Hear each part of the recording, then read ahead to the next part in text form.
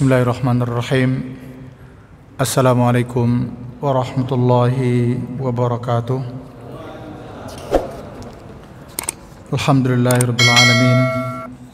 Wassalatu wassalamu ala asrafil anbiya'il mursalin wa ala alihi wa sahbihi ajmain. Asyhadu an la ilaha illallah wahdahu la syarikalah wa asyhadu anna Muhammadan abduhu wa rasuluh sallallahu alaihi wasallam. La haula wa la quwwata illa billah, amma ba'du. Hadirin bapak-bapak, ibu-ibu jemaah salat zuhur Masjid Al-Ihsan PT Telkom yang dirahmati Allah Subhanahu wa taala. Syukur alhamdulillah, kita aturkan kepada Allah selawat dan salam semoga tercurah kepada Nabi dan Rasul yang mulia Muhammad Rasulullah sallallahu alaihi wasallam. Allahumma salli wa sallim wa barik alaihi. Alhamdulillah ikhwah, saya udah lupa udah berapa bulan paling tidak dengan saya ya terhenti kajian kuliah zuhur ini. Hari ini kita bertemu kembali. Ini memang ujian yang Allah berikan kepada kita, karena kita yang merasakan, karena orang lain juga akan mengatakan kepada kita juga, karena mereka yang merasakan. Sepengetahuan saya sebanyak ini ujian dan cobaan. COVID-19 inilah cobaan, ujian yang mampu meluluh lantakkan berbagai sendi kehidupan kita.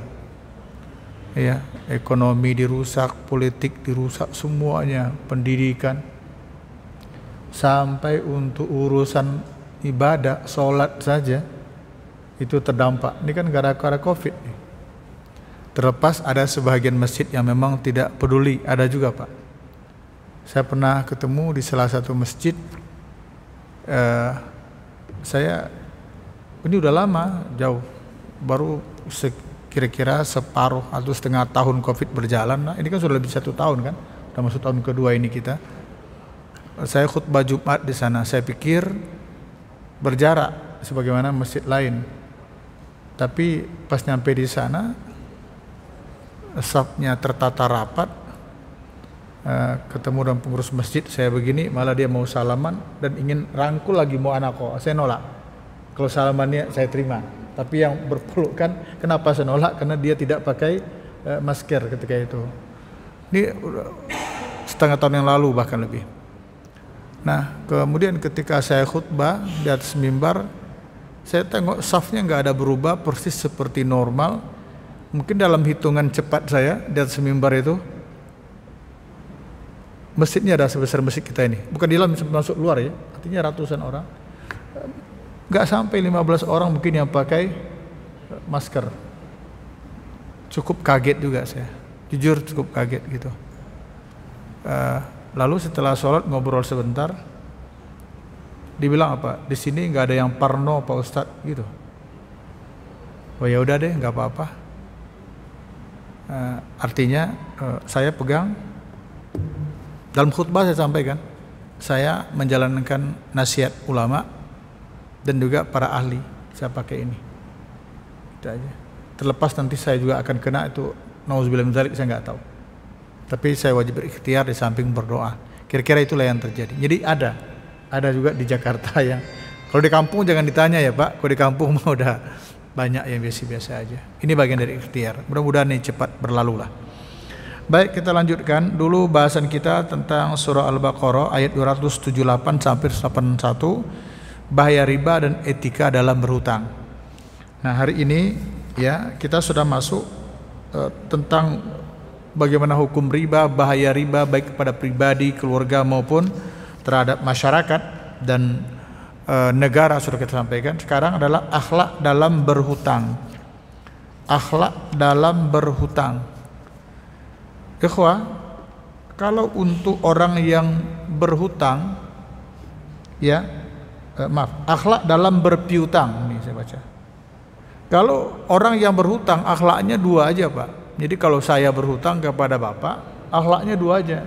Pertama, ingat, sadar saya berhutang. Kedua, berusaha untuk bayar, selesai.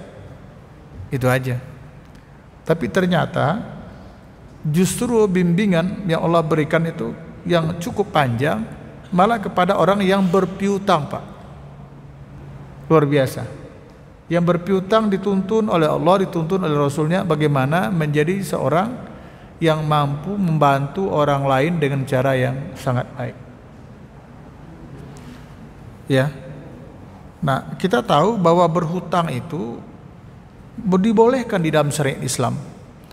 Bahkan ayat yang terpanjang dalam Quran 282 surah Al-Baqarah, satu halaman itu khusus bicara tentang hutang.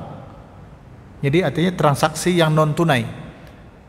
Surah Al-Baqarah ayat 282. Ya ayyuhalladzina amanu idza tadayantum bidainin ila ajalin musamma faktubu.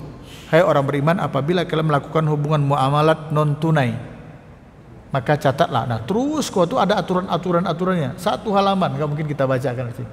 Satu halaman. Ya. Jadi berhutang itu boleh. Tetapi dari segi nilai memang kurang baik. Karenanya Rasulullah SAW berdoa kepada Allah agar terbebas dari hutang. Jadi berhutang itu boleh, berpiutang itu juga boleh, tapi kurang baik khususnya untuk berhutang. Doa Rasul yang terkenal adalah Allahumma inni a'udzubika minal hammi wal hazan wal ajzi wal kasal wal bukhli wal jubni wa dala'id dain wa ghalabatir rijal, atau wa ghalabatid dain. Hutang yang tidak lunas dan kematian kita ini agak berat. Karena itu berusaha kita untuk menghindari diri dari berhutang. Berhutang itu ada yang kena terpaksa, tidak ada cara lain. Ada juga karena maaf ya, hobi, model hidupnya sedang berhutang. Ini contoh nih, ya, mudah-mudahan contoh ini tidak pas untuk kita ya, tapi ada di masyarakat seperti itu. Misalnya saya punya motor, ya, punya motor itu motor Vario, sudah berumur katakanlah 3 tahun yang lalu dan tidak ada hutang, ya kan 3 tahun yang lalu kan masih bagus tuh Varionya, Matic. Tapi saya mau beli PCX, Honda juga kan, Honda juga yang PCX itu mereknya kan lebih mahal. Tapi saya tidak punya uang bayar secara cash. Akhirnya pergilah ke dealer, mungkin ke showroom, tukar tambah. Tukar tambahnya itu saya jual lah Vario ini entah berapa juta, sementara kekurangan itu dibayar dengan cara ngutang. Kalau dibayar cash kan gak ada masalah. Ini bayar ngutang.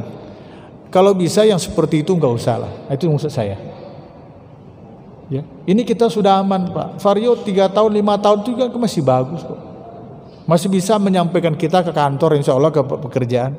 Kita udah nikmat nih hidup nih, terelak membayar cicilan 500, 700, 1 juta per bulan misalnya. Udah tenang nih hidup nih, nggak usah diganggu-ganggu dengan keinginan punya motor baru, lalu yang cash dijual, nerima utang lagi. Bisa dipahami ya Pak ya? Saya tidak tahu ketika utang PCX ini lalu kita mati, jadi lunas gak tuh? Nah, wallahu a'lam, saya gak tahu nih. Kalau lunas gak apa-apa ya. Pas kita mati dinyatakan oleh dealer lunas. PCX yang belum lunas ini tidak ditarik dan hutang kita clear. Nah, kalau mau begitu ya silakan aja, terus terang aja. Tapi kalau kita mati utang gak lunas, wah ini agak berat. Begitulah kira-kira betapa usaha kita untuk menghindarkan diri dari hidup dalam keadaan berhutang. Apalagi contoh jelek lainnya kalau kita berhutang kepada sesama, Pak, sesama kita, itu paling tidak enak juga. Apalagi yang seharusnya dibayar belum bayar.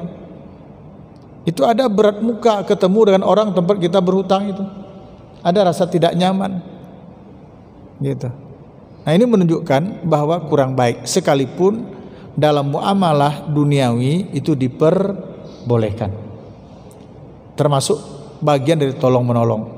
Karena itu Allah berpesan di dalam surah Al-Baqarah ini, ya, disebutkan fa in kana zu usratin wa in kana zu usratin fa nadhiratun ila maisarah. Kalau yang berhutang itu dalam keadaan sulit, ya udah beri masa tangguh. Itu nasihat untuk orang yang sedang berpiutang. Kalau yang berhutang kepada kita masih dalam keadaan sulit, kasih waktu dia sampai kapan memungkinkan untuk bisa bayar. Oleh karena itu hadirin, kita masuk pada bagian kedua. Tadi kan akhlak dalam berpiutang nih. Nah sekarang kita tengok cara yang pertama adalah memberi waktu kepada orang yang akan membayar itu. Sebab masalah yang kita temukan di masyarakat ini, orang tidak bayar hutang itu ada dua kemungkinan. Kemungkinan pertama karena memang dia tidak punya. Kemungkinan kedua dia tidak mau bayar hutangnya. Ini yang lebih mungkin istilahnya menyakitkan. Hutang sama kita nggak dibayar, sementara dia contohnya motor lagi ini. Contohnya hutang sama kita sekian ratus ribu, sekian juta nggak dibayar. Tahu-tahu dia beli motor baru. Katanya nggak punya duit. Ada yang seperti itu tuh ada Pak. Nggak terlalu susah di masyarakat mencari makhluk-makhluk yang seperti itu. Ya. Nah, udahlah, terlepas dari itu semua, apa sih keuntungan bagi kita yang berpiutang atau memberikan kesempatan kepada orang berhutang kepada kita? Apa keuntungannya? Hadirin jemaah berbahagia, secara singkat ini ada 5 catatan saya mungkin. Keuntungan, bukan keuntungan bagi yang berhutang, tapi keuntungan bagi yang berpiutang. Ya, bagi orang yang memberikan waktu kepada orang yang berhutang kepadanya. Pertama disebutkan keuntungan pada saat memberikan piutang atau memberikan pinjaman itu. Saya bacakan ya Bapak. Memberikan piutang atau pinjaman kepada sesama saudaranya samalah artinya dia memberikan pertolongan kepada saudaranya itu. Sedangkan memberikan pertolongan dalam Islam merupakan perbuatan yang sangat agung dan mulia. Di dalam hadis yang dikeluarkan oleh Imam Baihaqi, Rasulullah bersabda, "Man aqrada wariqan marrataini kana ka'adli sadaqatin marrah." Barang siapa yang memberikan pinjaman uang perak sebanyak 2 kali. Kemarin dia berhutang, dibayar, kemudian berhutang lagi, kita kasih gitu. Kata Nabi, ya, maka pahalanya sama dengan bersedekah 1 kali. Jadi memberikan kesempatan orang berhutang, misalnya 100 ribu, tapi 2 kali. Tadinya orang minjem 100 ribu, mungkin seminggu dibayar. Tahu-tahu nggak berapa lama lagi, mungkin sebulan kemudian minjam lagi, kita kasih, gitu kan? Itu sama dengan bersedekah 1 kali. Berarti sama dengan bersedekah 100 ribu. Jadi berpahala Pak, meminjamkannya itu aja, itu udah berpahala. Itu yang pertama. Kedua, keuntungan pada saat memberikan tenggang waktu. Nah, seperti yang saya katakan tadi, jika memberikan pinjaman kepada sesama saudara saja sudah merupakan sebuah perbuatan dan amal yang sangat agung, maka keagungan itu bertambah lagi manakala ketika yang memberikan pinjaman itu memberikan waktu lebih kepada yang berhutang di saat yang berhutang atau meminjam tersebut belum memungkinkan untuk membayarnya. Janji 1 bulan, sampai 1 bulan yang bersangkutan belum bisa bayar, maka yang berpiutang memberikan waktu. Nah, memberikan waktu itu sudah merupakan kebaikan. Allah berfirman, tadi saya bacakan, wa in kana zu usratin, jika yang berhutang itu dalam kesulitan, fanaziratun ila maisara, kata Allah, maka berilah dia waktu tangguh sampai dia berkelapangan. Kapan memungkinkan dia bisa bayar? Mungkin sebulan, mungkin 2 bulan, mungkin 3 bulan. Tapi ya itu satu. Kemudian dalam ayat lain, dalam hadis dikatakan, man anzara mu'siran aw wada anhu adallahu Allah fi dhillih. Kalau ayat tadi mengatakan kalau yang berhutang itu dalam kesulitan kasih waktu. Namun kalau kamu langsung maafkan, sedekahkan, itu malah lebih baik. Mungkin Bapak pernah mengalami yang seperti itu. Orang ditunggu-tunggu nggak bayar juga karena mau sulit, ya udah akhirnya kan kita putihkan aja, ya udah nggak apa-apa, udah saya maafin. Padahal kita memberi waktu kapan dia memungkinkan bisa bayar saja sudah dapat pahala itu. Apalagi ditambahkan dengan cara memaafkan. Fahuwa khairul lakum. Khairul lakum itu lebih baik malah. Memaafkan itu lebih baik. Dalam hadis dikatakan tadi, barang siapa yang memberikan tenggang waktu, man andara mu'siran, kepada orang yang dalam kesulitan, aw wada'anhu, atau dia memaafkannya, membebaskannya, memberi tenggang waktu dari sebulan jadi 2 bulan jadi 3 bulan jadi 1 tahun, atau ya udah diputihkan saja, dimaafkan saja. Adallahu Allahu fi dhillihi, nanti di yaumul kiamah Allah masukkan dia ke dalam naungan, di mana pada hari itu tidak ada satupun naungan kecuali naungan Allah. Itu ingat nanti di yaumul kiamah di padang mahsyar, ketika matahari di waktu itu hanya berjarak 1 mil, kurang dari 2 kilometer, Pak. Saya tengok di kamus itu 1 mil laut itu 1.800 meter. Kalau mil darat lebih dekat lagi. Jadi nggak sampai 2 kilometer jarak matahari nanti dari bumi. Tidak ada satupun naungan kecuali naungan Allah. Nah, maka orang yang memberi tangguh tadi atau yang memaafkannya itu, Allah masukkan dia ke dalam naungan tersebut. Itu yang kedua. Ketiga, keuntungan pada saat menagih hutang. Maaf ya, menagih piutangnya tadi. Kalau sekarang mungkin kita pakai SMS, pakai telepon, atau kita datangi rumahnya. Bisa dengar ya Pak? Suaranya dengar? Kedengaran nggak suara saya ke belakang? Oke. Kalau dengar kita lanjutkan. Jadi ketika yang berpiutang itu menagih dengan cara yang benar, ternyata ketika menagih itu terlepas nanti yang berhutang itu bayar atau tidak, kita datang menagih itu dapat pahala Pak. Terlepas nanti tagihan itu berhasil atau tidak. Rasulullah bersabda, rahimahullah rajulan samhan idza ba'a wa idza istara wa idza iqtada. Ini doa Rasulullah ini. Rasulullah yang langsung mendoakan, semoga Allah memberikan rahmat kepada orang yang samhan, yang bersifat pemurah hati, idza ba'a, ketika dia menjual, enggak kasar gitu. Wa idza istara, dan bermurah hati ketika membeli, juga enggak galak. Kan ada juga pembeli yang galak tuh, maksa. Tapi yang jual juga ada yang maksa Pak. Ya. Wa idza iqtada, dan apabila dia menagih hutang. Jadi disuruh bersifat pemurah. Pemurah itu bahasa kita berlembut hati, tidak kasar. Ketika menjual dia bersifat lemah lembut. Ketika membeli dia juga ya seadanya, tidak neko-neko. Termasuk pemurah, lembut, wa idza iqtada, ketika dia menuntut haknya, yakni ketika menagih piutangnya. Didoakan oleh Rasulullah sallallahu alaihi wasallam, semoga Allah merahmati. Coba. Padahal memberi kesempatan berhutang aja udah dapat pahala, diberi waktu tenggang lagi karena belum dibayar, dapat lagi kebaikannya, dimaafkan lebih besar lagi. Nah sekarang ketika kita menuntut, udah 1 bulan, janji 1 bulan nih, ini 1 bulan, 1,5 bulan belum juga, mungkin kita telepon, ya kan? Bagaimana Mas?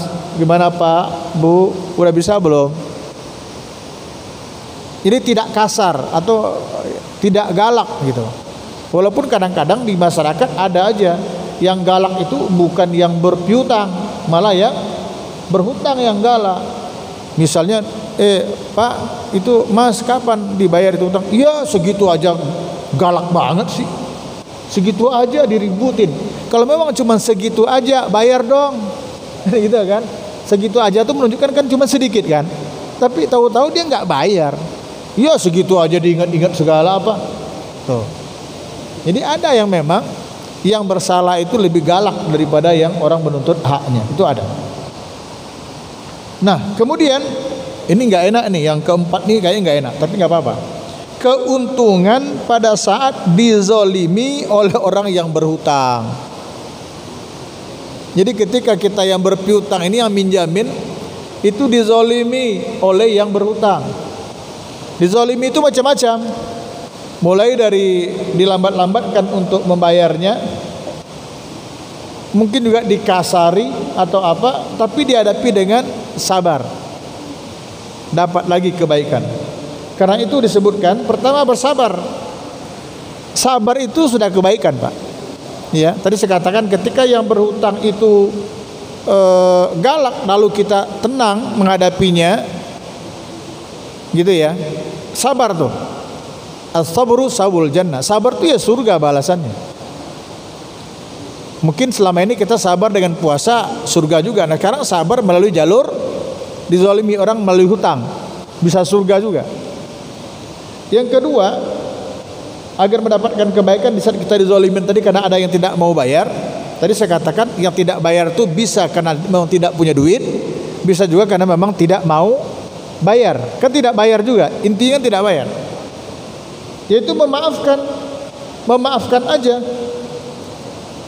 Dimaafkan daripada nanti ribut-ribut, ya udah deh, diamin aja, udah selesai, dimaafin aja. Nah, dalam sebuah hadis Rasulullah SAW bersabda, ini hadis riwayat Bukhari, Pak. Man kanat indahu mazlimatun li akhihi falyatahallalhu minha fa innahu laisa samma dinarun wala dirhamun min qabli an yu'khadha li akhi min hasanati fa in lam yakun lahu hasanatun ukhidha min sayyiati akhi faturihat alaihi. Barang siapa yang berbuat zalim kepada saudaranya, maka segeralah dia minta kerelaan. Yang berhutang itu dia nggak mau bayar, berarti kan menzalimi yang berpiutang. Seharusnya dia meminta maaf. Sebab nanti di sana di yaumul kiamat tidak ada lagi dinar, tidak ada lagi dirham. Ya, sebelum nanti diambil oleh Allah kebaikan dia. Nih, Bapak ingat ada sebuah hadis yang bercerita tentang orang yang bangkrut. Sering kan mendengar orang yang bangkrut di yaumul kiamat.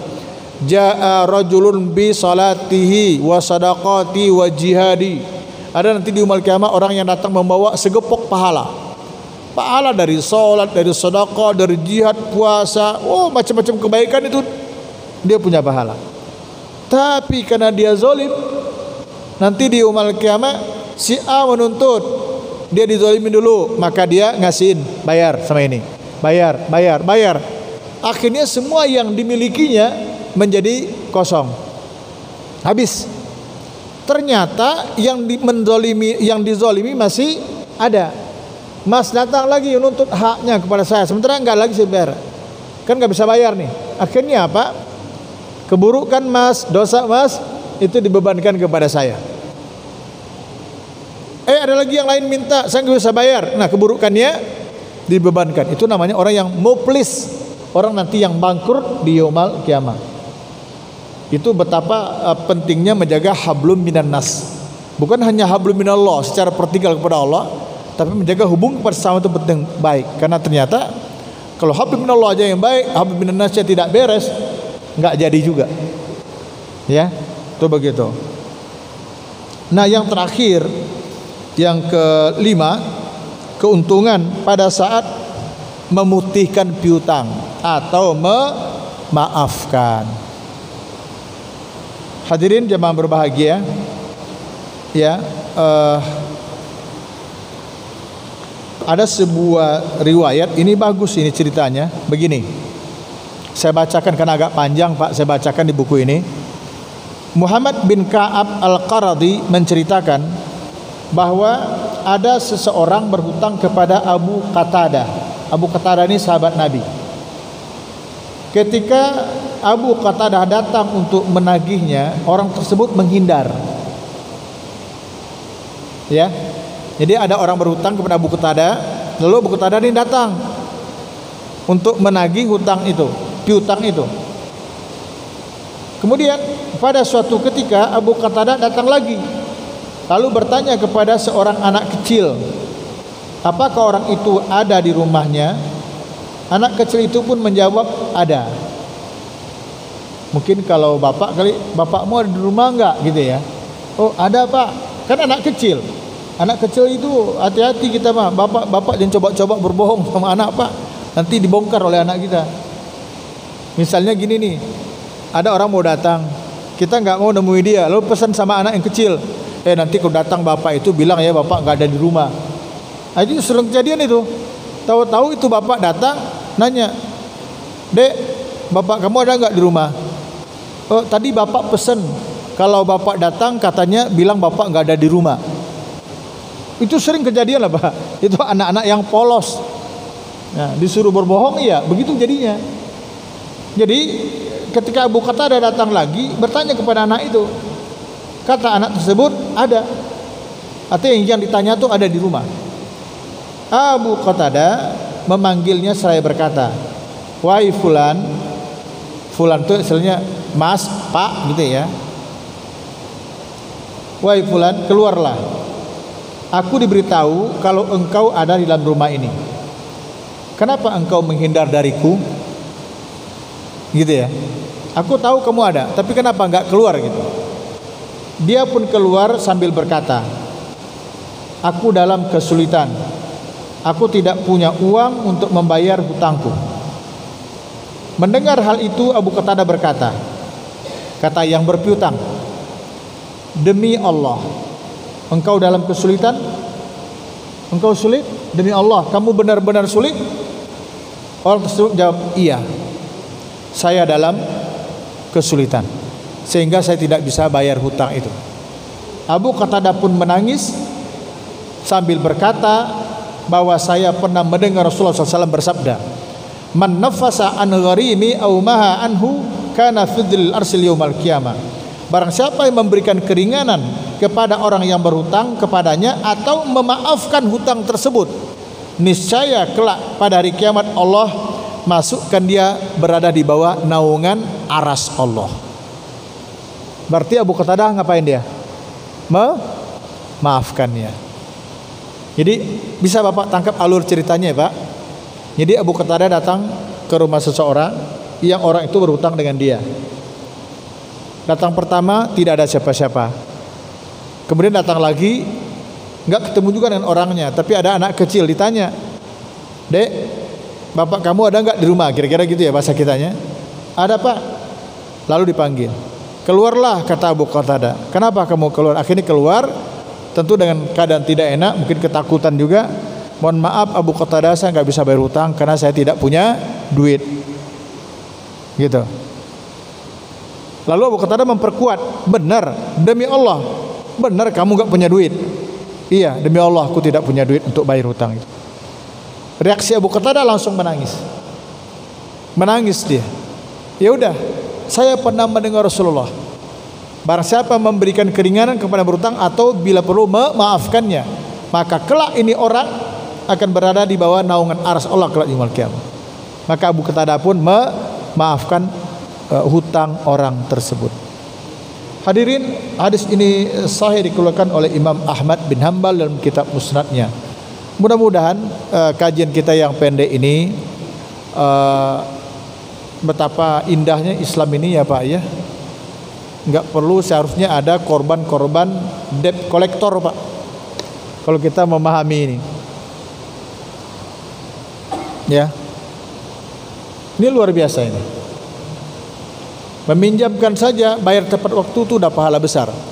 Meminjamkan, nambah lagi meminjamkan dengan mengulur waktu karena memang belum sanggup bayar, pahalanya gede lagi. Ini ada satu hadis enggak saya bacakan tadi, saya sampaikan saja. Jadi gini Pak, misalnya ini Bapak gitu ya, Bapak meminjamkan ke saya Pak itu 100 juta lah ya, kalau 100 sedikit nih, 1 juta. Saya janji 1 bulan. 1 bulan itu katakanlah umumnya 30 hari. Sampai 1 bulan 30 hari saya belum bisa bayar Pak. Bapak itu sudah besar pahalanya. Tidak disebutkan berapa pahala besarnya, tapi itu udah pahala besar. Udah?